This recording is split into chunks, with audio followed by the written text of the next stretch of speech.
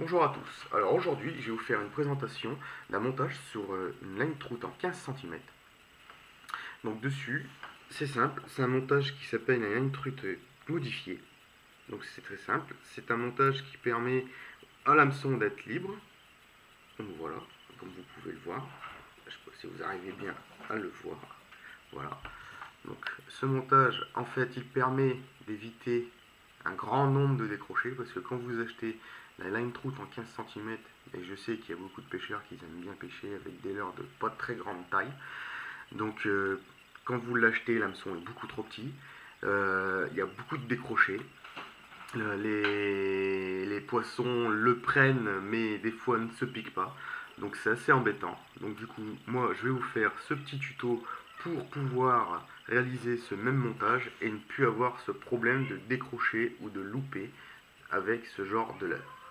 Donc voilà comment il est terminé. Alors pour ceci, il vous faudra une line troute en 15 cm, donc que vous achetez dans le commerce, avec l'hameçon qui est... Par contre, ce que je vous conseille, c'est que l'hameçon qui est dessus est beaucoup trop petit. Donc moi, ce que je vous conseille, c'est de le changer et d'acheter un hameçon triple en taille 2. Un peu plus gros, comme ça au moins vous êtes sûr de ne pas louper votre poisson. Donc voilà.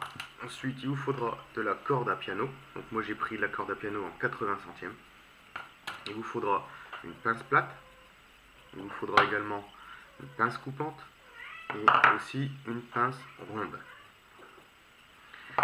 À ça, vous rajoutez un anneau brisé pour ce montage et une sleeve et une pince à sleeve. Voilà. Alors, tout d'abord, ce qu'on va faire, c'est que je vous conseille de garder le banning qui est fourni avec le leurre. Donc le banning, vous allez essayer de le dégager de l'hameçon. Donc pour ça, c'est pas trop compliqué. Vous passez un peu le banning dans l'hameçon. Voilà. Vous le retirez. Donc c'est un peu embêtant parce que chez Savetgir, ils font pas les choses à moitié. Donc c'est assez bien fixé.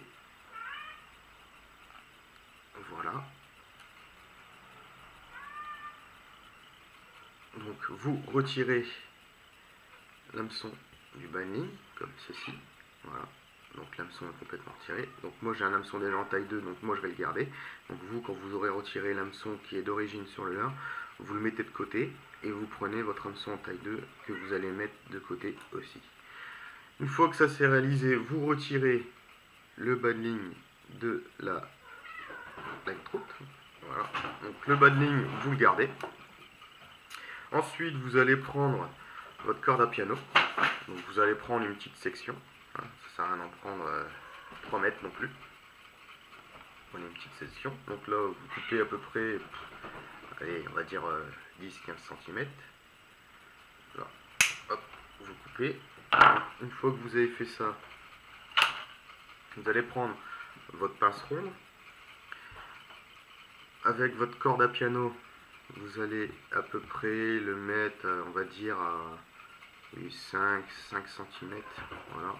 Donc le plus petit, la plus petite section, vous allez la plier vers le haut, comme ceci. Donc, je ne sais pas si vous allez arriver bien à voir, donc comme ceci. Une fois que ça c'est fait, vous allez prendre la plus grande section qui est ici, vous allez la remonter vers le haut et vous allez la faire revenir sur votre petite section, comme ceci. Voilà.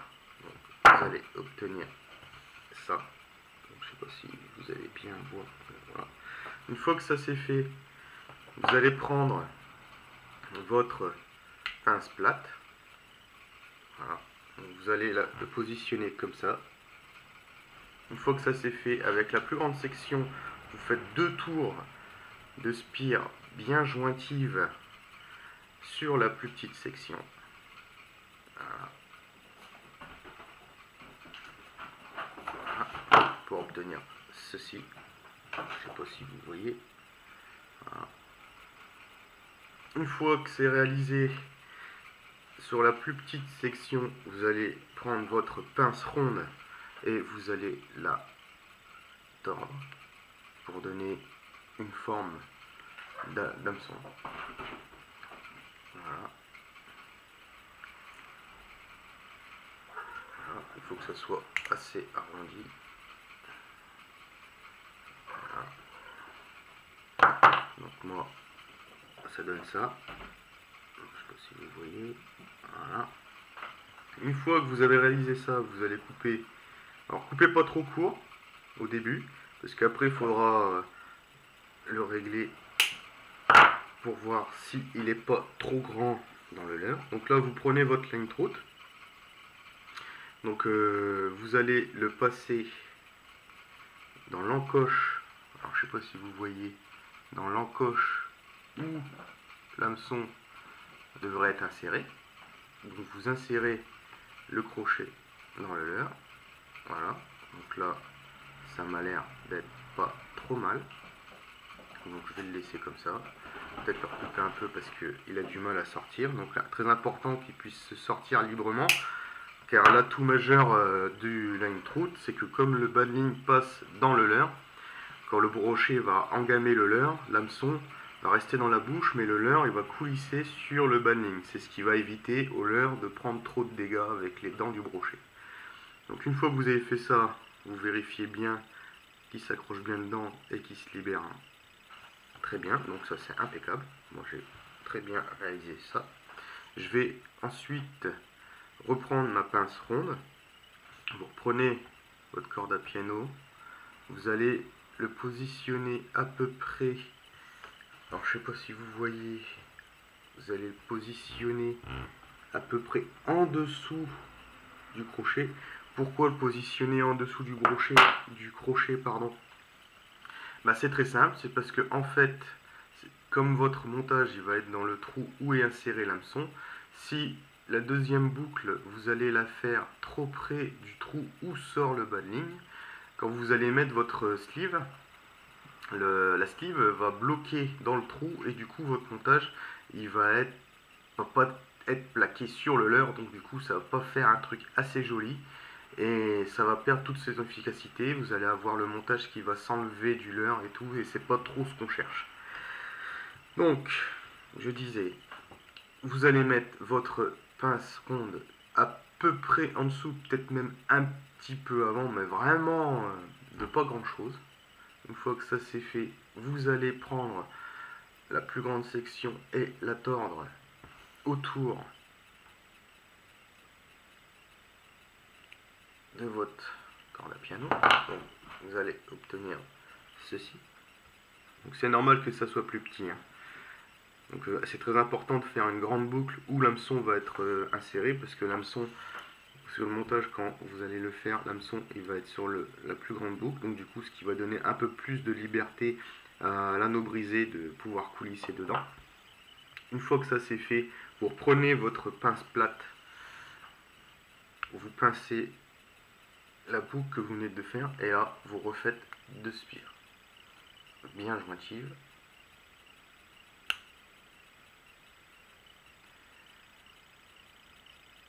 Voilà. Donc on en est là. D'accord. Ensuite, l'excédent, c'est-à-dire la plus grande partie qui reste, on va la couper. Donc vous prenez votre pince coupante, vous la coupez. Donc essayez de le couper à ras.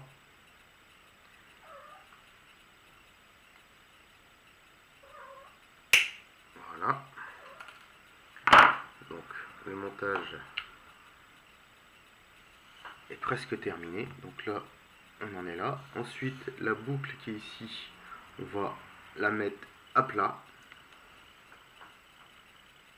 Donc, hop. Donc, ce qui est très bien avec le 80 centièmes, c'est qu'on peut le manipuler avec grande aisance. C'est pas trop difficile. Voilà. Une fois que ça c'est fait, vous allez un peu là ici, parce que je sais pas si vous voyez, parce que en fait la boucle ici n'est pas vraiment axée. Donc ce qu'on va faire, c'est qu'on va l'axer. On va bien la mettre dans l'axe. Voilà.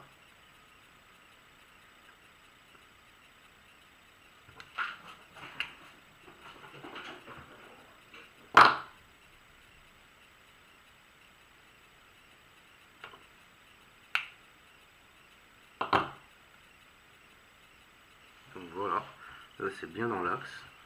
Je sais pas si vous arrivez à le voir. Là c'est bien dans l'axe. Une fois que ça c'est fait, alors vous allez prendre votre bas de ligne que vous avez avec le leurre. Alors pour ceux qui veulent le passer au-dessus, donc une fois que vous l'avez passé au-dessus et que vous avez slivé, vous pouvez plus revenir en arrière. Donc moi ce que je fais c'est que je le passe en dessous. Parce que je pense que c'est à peu près ce que tout le monde ferait. Donc on va passer le bas de ligne dans la line throat. Donc voilà. Donc là vous pouvez tirer dessus à fond. Une fois qu'on arrive à cette étape là, vous allez prendre votre sleeve. Vous allez la passer dans votre bas de ligne, comme ceci. Donc là, elle est passée dans le bas de ligne. Voilà. Vous allez prendre ce que vous venez de réaliser en corde à piano. Donc vous allez aussi le passer dans le bas de ligne. Voilà. Une fois que ça c'est fait, vous repassez le bas de ligne dans la sleeve. Voilà, comme ceci. Voilà. Donc vous allez laisser une petite boucle à peu près de ce diamètre là pour que le montage puisse glisser dedans. Ensuite, chose très importante quand vous allez le sliver, c'est que la partie plate du sleeve, de la sleeve, quand vous allez le sliver, il soit plaqué contre le ventre. Parce que si vous le mettez debout, et ben ça va pas, vous allez avoir du mal à remettre le montage sur le leurre. Donc là, on va le sliver, donc bien mettre le côté plat du bon sens. Donc voilà, donc au final ça fait ça. Donc là côté plat, côté un peu plus arrondi. Donc le côté plat va être bien plaqué contre le ventre du leurre. Ensuite vous coupez l'excédent de bas de ligne. Voilà. Donc là le montage est presque terminé. À partir de là, vous allez prendre votre anneau brisé. Voilà, votre anneau brisé. Voilà. Vous allez le monter sur la plus grande boucle.